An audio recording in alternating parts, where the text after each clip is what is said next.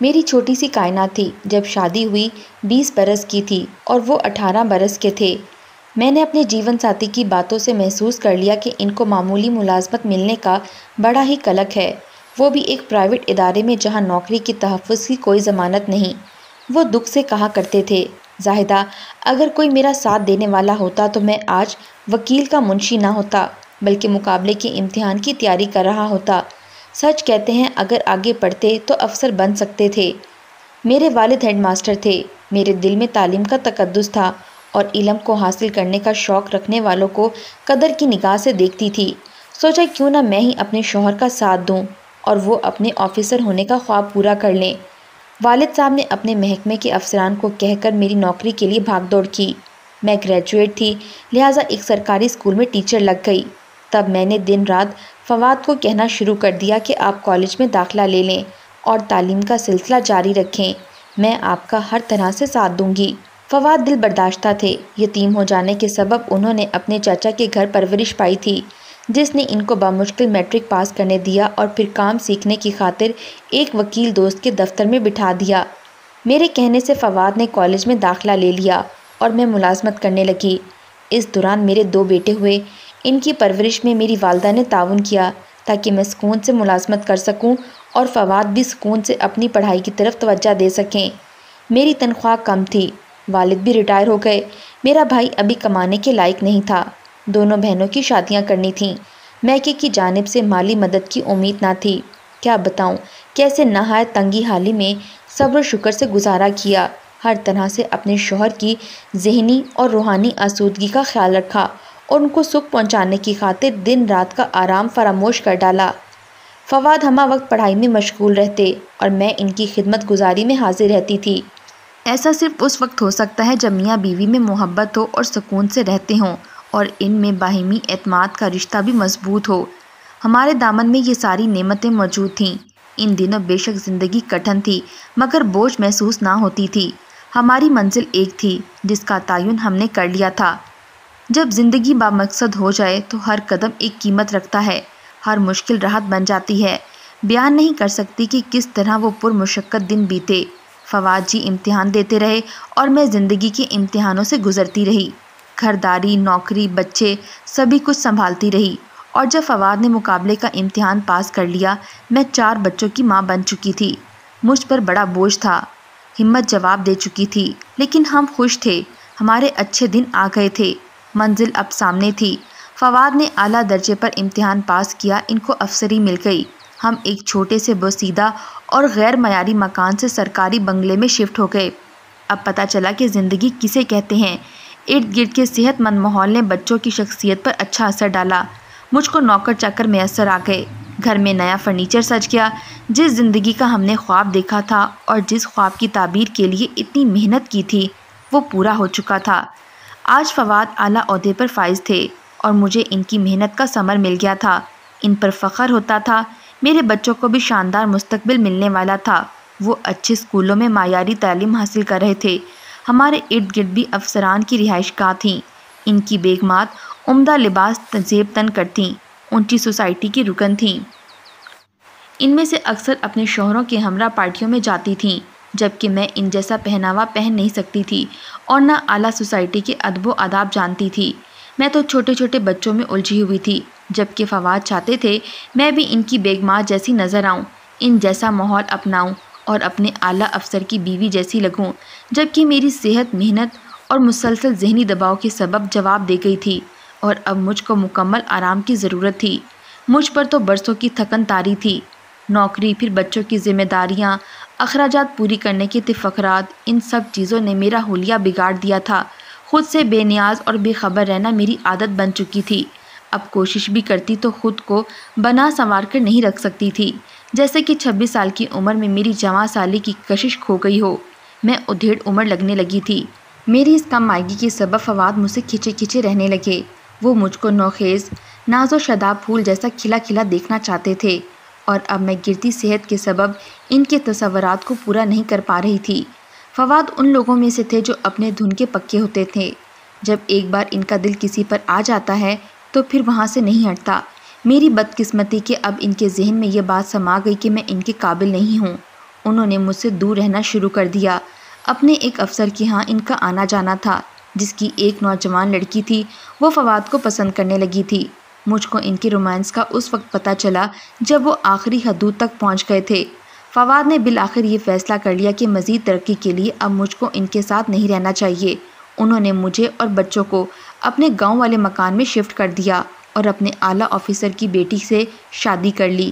اس شادی کے تقریباً 3 برس بعد انہوں نے ہم سے رابطہ ختم کر لیا، کیونکہ ان کی دوسری بیگم کو یہ بات بالکل بھی پسند نہیں تھی کہ وہ ہمارے پاس گاؤں میں بھی کبھی کبھار آ جایا کریں۔ رفتہ رفتہ وہ میرے علاوہ بچوں سے بھی بے نیاز ہو گئے۔ اب مجھ کو تنہا ہی زندگی اور اس کے معمولات سے مقابلہ کرنا تھا۔ والد کے ایک دوست کی کوششوں سے مجھ کو گاؤں کے گرلز اسکول میں بطور ٹیچر ملازمت مل گئی، کیونکہ میں نے مشقت کے دنوں میں BEd کر لیا تھا۔ اب پھر سے وہی محنت اور مشقت بھری زندگی تھی۔ فرق یہ تھا کہ پہلے فواد کا ساتھ تھا اور ایک اچھے مستقبل کی امید تھی، اور اب کچھ بھی نہیں تھا۔ اوپر سے بچوں کے مستقبل کی تاریکی کا خوف مار ڈالتا تھا۔ گاؤں کا اسکول معیاری نہیں تھا، اور باپ نے جیتے جی ان کے سر سے شفقت والا ہاتھ ہٹا لیا تھا۔ جو نصیب اوپر والا لکھ دیتا ہے وہ مل کر ہی رہتا ہے۔ جیسے تیسے دن گزرتے گئے۔ کبھی کبھار بڑے بھائی آ کر دیکھ جاتے اور کچھ مالی مدد بھی کر جاتے۔ خدا کا شکر ہے میرے بڑے بیٹے کو وہ اپنے ساتھ لے گئے، کیونکہ وہ پڑھائی کا شوق رکھتا تھا۔ انہوں نے رجب کو اپنے گھر رکھ لیا اور ایک اچھے اسکول میں داخل کروا دیا، کیونکہ 8ویں میں اس نے بورڈ میں اول پوزیشن لی تھی۔ رجب نے ماموں کے گھر پر رہ کر اپنی تمام تر توجہ پڑھائی پر مرکوز رکھی۔ وہ اپنے باپ کی طرح ہر جماعت میں اول آتا رہا اور پوزیشن لیتا رہا۔ میں نے جس طرح اس کے باپ کو افسر بنانے میں مدد دی، اپنے بیٹے کو بھی دی، اور اس نے بھرپور طریقے سے مقابلے کے امتحان کی تیاری کر لی۔ جب وہ امتحان کی تیاری کر رہا تھا، اس نے اپنی گزری تمام عمر کی محرومیوں کی قسم کھائی تھی جو اس کے باپ نے اس کو دی تھی۔ وہ اپنے باپ سے بھی زیادہ اچھی پوزیشن لے گا اور نمبر بھی حاصل کر کے دکھائے گا، اور ایسا ہی ہوا۔ سپیریئر سروسز کے لیے امتحان میں اس کا نتیجہ آیا تو نمبر 1 تھا۔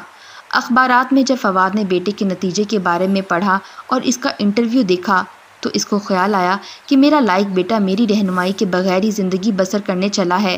تب عرصے بعد فواد جی نے بیٹے سے رابطہ کیا تاکہ اس کو سروس میں آنے سے قبل رہنمائی اور مشورہ دے سکے۔ رجب باپ کے بلاوے پر ان کے پاس جانے پر تیار نہیں تھا۔ میں نے سمجھا بجھا کر راضی کیا کہ معلوم کرو پتہ نہیں کیوں بلایا ہے۔ رجب تو اپنے والد کے طویل تغافل سے اس قدر دل برداشتہ تھا کہ ان سے ملنا ہی نہیں چاہتا تھا۔ بہرحال باپ بیٹا مدت بعد ملے۔ باپ بہت خوش تھا، میرا بیٹا لائق فائق نکلا، آخر اس کا بیٹا ہے۔ مگر بیٹا اب خوشی کے جذبات سے عاری ہو چکا تھا۔ باپ نے پوچھا، سرکاری محکمہ جات میں تم کون سی سروس جوائن کرنا پسند کرو گے؟ کوئی سی بھی نہیں۔ حلال کی کمائی میں گزارا نہ ہو تو اعلیٰ افسران بھی رشوت کی راہ پکڑ لیتے ہیں۔ میں اسی سبب سروس جوائن نہیں کر رہا، بلکہ میں آزاد پیشے میں جا رہا ہوں۔ میں نے اپنے لیے وکالت کا پیشہ چنا تھا اور اب مقابلے کا امتحان پاس کر لینے کے بعد بھی وکالت کو ہی اپناؤں گا۔ میں نے LLB کیا ہے، اس لیے کیا تھا کہ افسر کی لائن میں لگنے اور پابندیوں میں جکڑنے جانے کی بجائے معاشرے میں قانون اور انصاف کا وقار بحال کرنے کی کوشش کروں۔ اگر سارے اعلیٰ ذہن ایک ہی نقطۂ نظر اپنا لیں تو پھر آزاد رہ کر انصاف کا بول بالا کون کرے گا؟ بیٹے کی باتوں سے باپ کے دل کو دھچکا لگا۔ کہا، کیا پاگل ہو گئے ہو؟ جبکہ تم فورن سروس میں جا سکتے ہو اور کدھر کی جانے کا سوچ رہے ہو؟ اس وقت میں اس پوزیشن پر ہوں کہ تم کو اعلیٰ سرکاری عہدے کی طرف جاتے ہوئے دیکھ رہا ہوں اور مدد بھی باہم پہنچا سکتا ہوں۔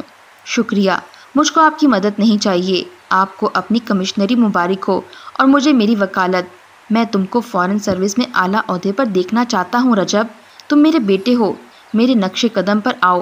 اگر تم نے ایسا نہ کیا تو سچ مچ مجھے ہارٹ فیل ہو جائے گا۔ اب تم نے سرکاری اعلیٰ آفیسر ہی بننا ہے۔ ابو ہم چھوٹے سے تھے اور آپ نے افسری کے ضم میں آ کر میری ماں کو چھوڑ دیا، بلکہ ہمیں بھی ان کے ساتھ بے یار و مددگار چھوڑ دیا۔ تو کیا ہمارا ہارٹ فیل ہو گیا تھا؟ جو اب آپ کا ہوگا۔